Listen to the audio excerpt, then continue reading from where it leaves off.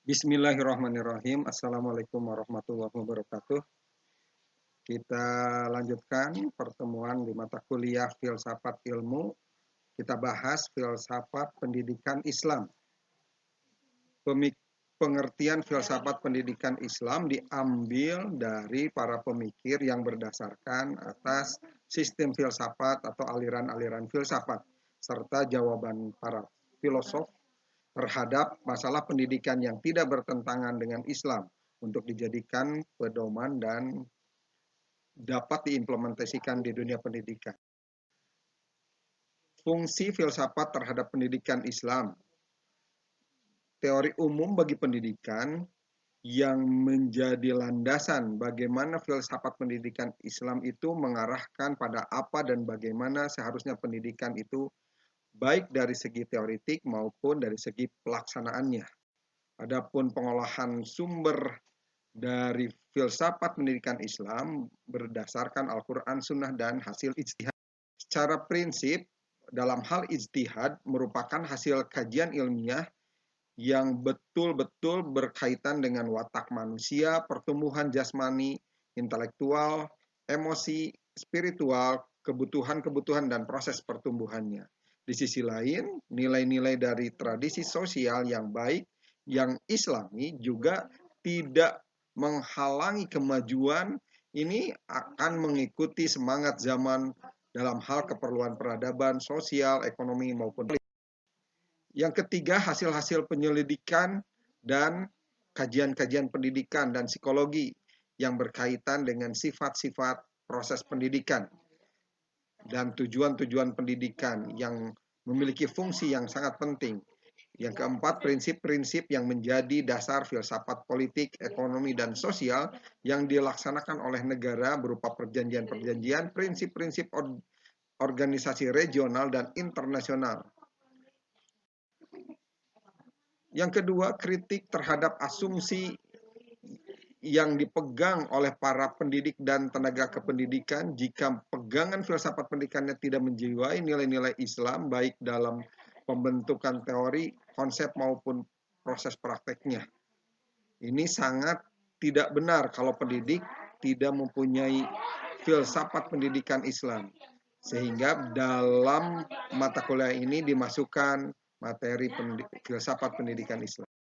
Yang ketiga, evaluasi terhadap kesenjangan-kesenjangan, pertentangan-pertentangan antara teori-teori dan prakteknya antara satu teori dengan teori lainnya, antara satu metode dengan metode lainnya, sehingga bila terdapat ketidakcocokan atau tidak sinkron akan segera diperbaiki. Yang keempat, analisis terhadap konsep-konsep dan istilah-istilah pendidikan. Banyak istilah dalam dunia pendidikan yang harus didefinisikan dan dikembangkan, serta ditafsirkan dan dianalisis. Yang kelima, normatif. Filsafat pendidikan dijadikan sebagai penentu arah, pedoman, petunjuk, dan pembimbing atas asas-asas serta prinsip-prinsip dalam teori pendidikan. Ruang lingkup filsafat pendidikan Islam dilihat dari kacamata ontologi ataupun metafisika, ini memasuki arena pemikiran yang mendasar secara sistemik, logis, dan menyeluruh tentang pendidikan. Ini merupakan cabang filsafat yang ingin mencari dan menemukan bagaimana hakikat dari sesuatu. Dalam hal ini, Islam membicarakannya sebagai ilmu tauhid.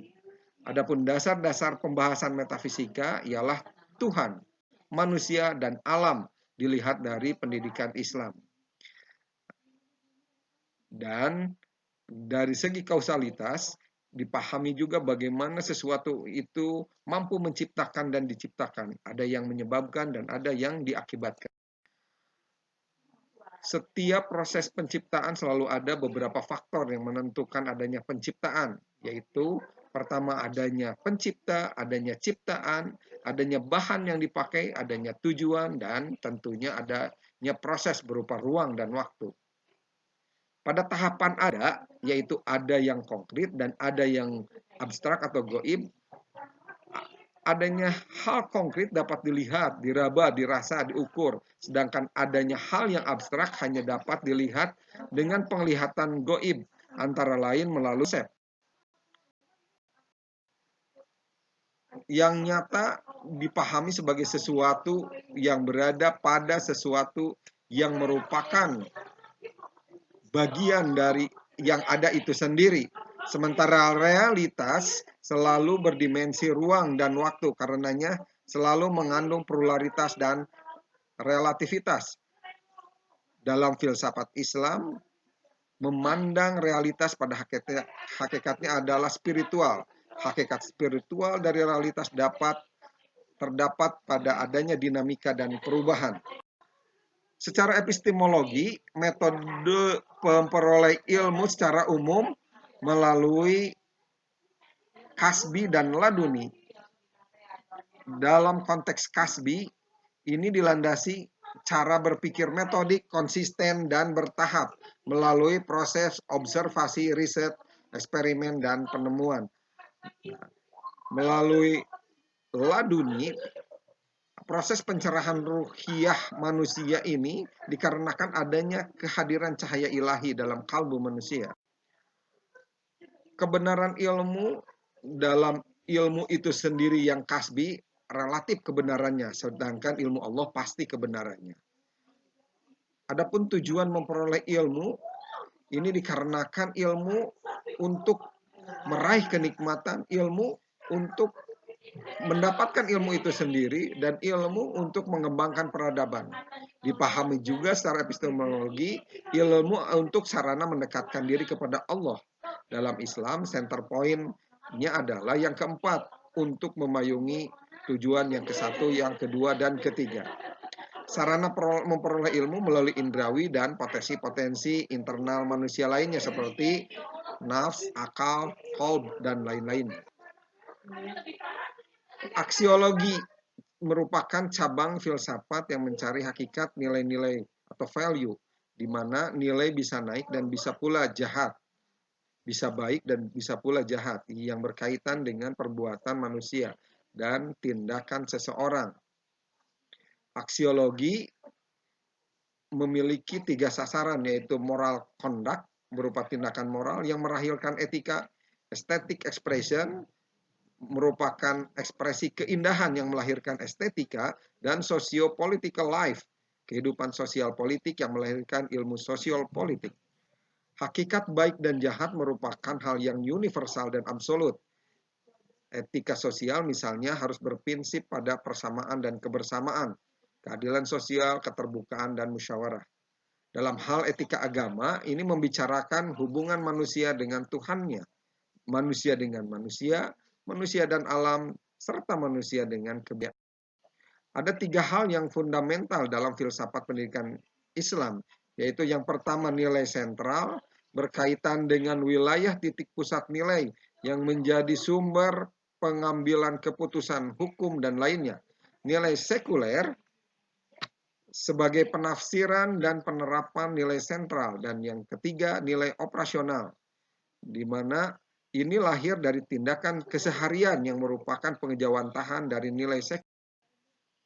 Nilai sentral yang merupakan nilai inti dalam Islam adalah ma'rifatullah, berupa iman dan tauhid serta mardotillah.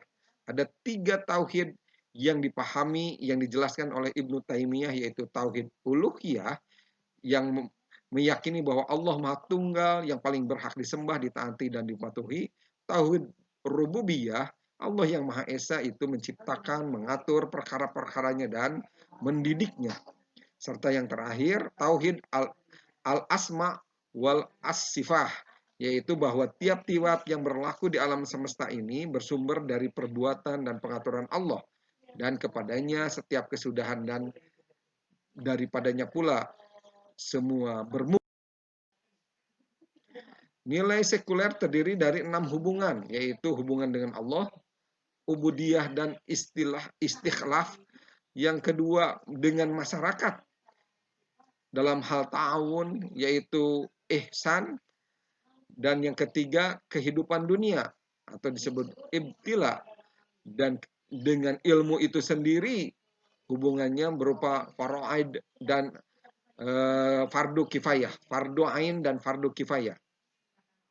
Lalu yang kelima, hubungannya adalah berkaitan dengan kehidupan akhirat, mas'uliyah dan jaza, dan kaitannya dengan alam, hubungan tashir dan pembelajaran.